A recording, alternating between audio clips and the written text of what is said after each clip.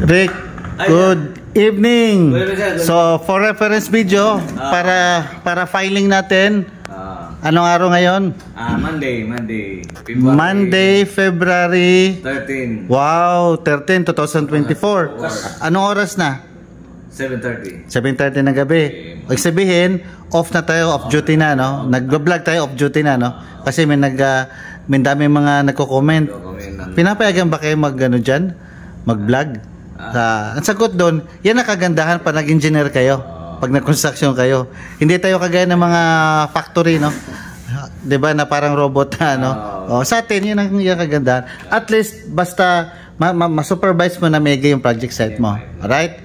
So, Happy Valentine's Week, ha? Happy Valentine's. Okay, sige. Tapos, may nagtanong, kaya lang si Foreman Glenn ang pababasahin natin. Okay.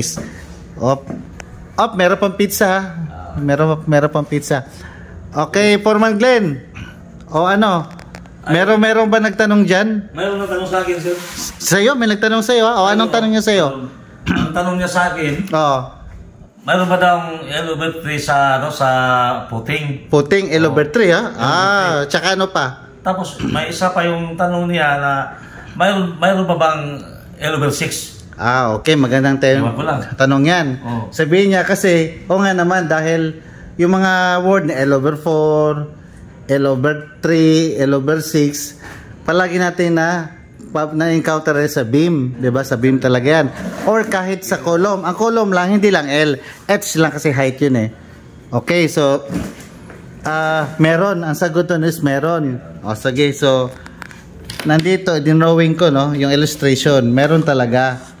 Kaya lang sa sa footing design nyo, sa pamag-check ng footing sa tinatawag na overturning sa yung pinaka soil pressure niya, yung Q. Meron kasing pag nag-design tayo, may tinatawag na ngayon na i-check mo yon sa shear, punching, tapos sa rin sa moment, meaning hindi ba mag-overturn yung footing mo kasi baka umangat yun. Umangat yun. Yun ang pinaka-delikado na mangyari sa isang footing.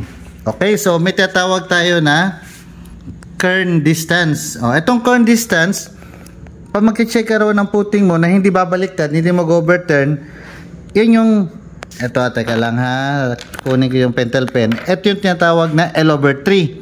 Yung sa kern distance, yung footing mo, yung isang dimension ng footing mo, naka-side view ka niyan, ihahatiin mo sa tatlo. Edi 1/3, di ba? Hatiin mo yan. Tapos, yung sentro nun, yung sentro ng footing mo, itatawag na concentric. Ito, 0 yan. Yung P, yung E mo dun is 0.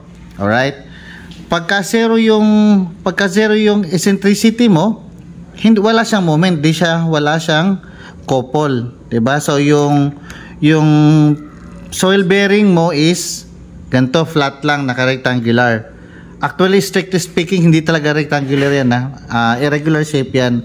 Pero pag mag-design ka, naka-rectangular na lang yan. Tapos yung mag-take care ng mga irregularities ng pressure is yung factor of safety na ng lupa, ng footing. Alright?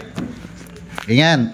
Tapos, habang lumalayo yung load mo, yung P mo, shall we say P1, habang lumalayo yun, yung yung soil pressure mo is nag-iiba. May tinatawag na zero pressure sa isang point. Ito yung tinatawag na sa L/6. Yan.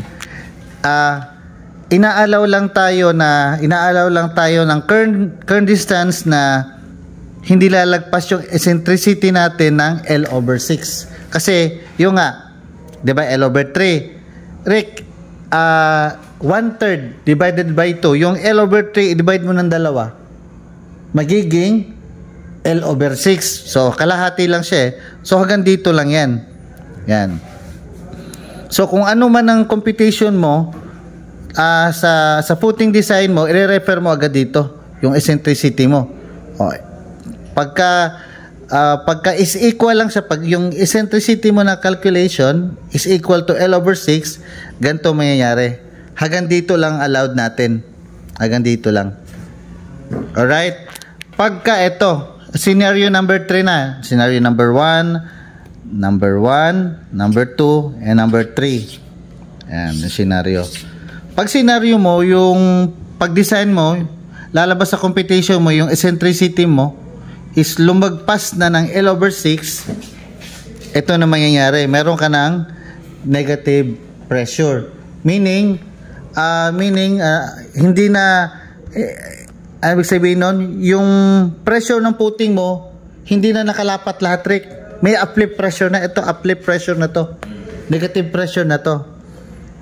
Iyan ay bawal. So, pag ikaw nag-design ka, pag nakahanap, pag lumabas ng ganito, gagawa ka ng solusyon. Lalagyan mo ng tie beam or ng strap footing or combined footing mo o lakihan mo yung pad mo, yung dimension. Lakihan mo ng pad para makater, para mawala tong negative pressure, atong uplift pressure. Alright, so yun ibig sabihin ng kern distance. Diba? So, to summarize, merong L over 3 tsaka L over 6 sa footing. O yung L over 6, siyempre yung L over 3, i-divide mo ng dalawa, edi magiging L over 6 yan. Diba? So, dun lang, inaalaw lang tayo ni kern distance hanggang L over 6. Pagka is equal to yung eccentricity natin sa L over 6, ito yung pinaka last nya. 0 dito, tas doble. Ito itong surpression na to, doble dito. Yun. Okay? Tas pagka lumagpas ka na ng L over 6, dito na, wala na. X na yung kern distance mo. Lumagpas ka na sa kern distance. Ito na mangyari. Meron ng uplift pressure. And ito ang, hindi to, undesirable to sa design ng footing. So, kailangan mo mag-resolve. Kung nagko-computer ka sa TAAD, didiskarte mo yan para mawala to. Either lakihan mo yung dimension ng footing or either lagyan mo ng strap. Tie beam or strap beam. Alright? So, confirm Confirm na meron talagang L over 3 sa footing, sa footing design. Yung tinatawag na kern distance. Meron to sa review lalabas to sa board exam, pero sa board exam a computation tayo, principle lang. Pero definitely lalabas to sa board exam. Kaya lang hindi to problem solving. Principle lang. Okay? Sana walang mag-comment na sample ng problem. Otherwise, makakakompetensya na natin yung mga vlogger na pang-board exam. Wala yan, bibigyan natin sa kanila yun. Yung sa atin lang is site, basta related sa site. Design, related sa site, i-cater natin. Basta more on tayo, application sa site. Kasi nasa site tayo, di ba? So, yun lang. Yung theory, application site, yung mga kinikater natin. Yung mga competition pang board exam, pwede naman, paminsan-minsan, kaya lang, ang dami natin kompetensya doon. Yung mga cum laude, yung mga cum laude, mga dinslister, yun ang mga kompetensya natin, di ba? So, iiwasan natin yung gano'n. Alright, Rick? Okay, balikan muna natin. Approve ka na, ha? Balikan natin si Foreman Glenn. Glenn? Approve. Approve, ha? Pero, meron ba kayo din? Hindi kasi si Foreman, siyempre hindi naman sa engineer, so, i-ano ko sa'yo, i-modify ko to sa'yo na at least maintindihan mo sa pinakapag-site natin, 'di ba? Yung kabilang hotel, kabilang project natin, pag nag-footing na tayo, i-vlog natin 'yon. Siguro mga 2 months from now, ituturuan kita sa application nito sa site. All right? Sige, happy Valentine's. Happy Valentine's. Foreman, sige, bye-bye.